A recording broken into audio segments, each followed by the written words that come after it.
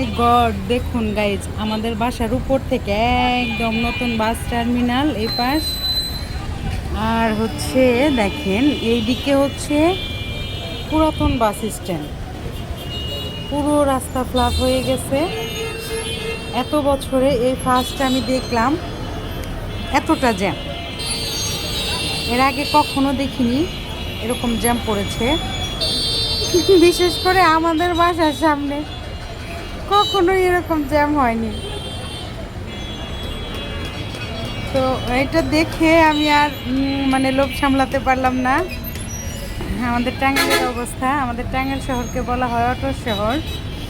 কারণ এটা মানে খুবই কম দেখা যায় এরকম অন্য অন্য শহরে। অটোরিকশা চালিত বা ব্যাটারি চালিত যে রিক্সাগুলো, এগুলো আমাদের টাঙ্গাইলে পর্যাপ্ত পর্যাপ্ত। বিভিন্ন ডিস্ট্রিক্ট থেকে লোকজন এসে এই কাজে নিয়োজিত। বাট এই প্রথম আমি আমাদের বাসার সামনে এরকম জ্যাম দেখতে পেলাম। একদম পুরো মানে এতটা হবে আমি ভাবিনি। আমি হঠাৎ করে বারান্দায় এসেছি, এখন দেখতেছি এ পরিমাণ জ্যাম।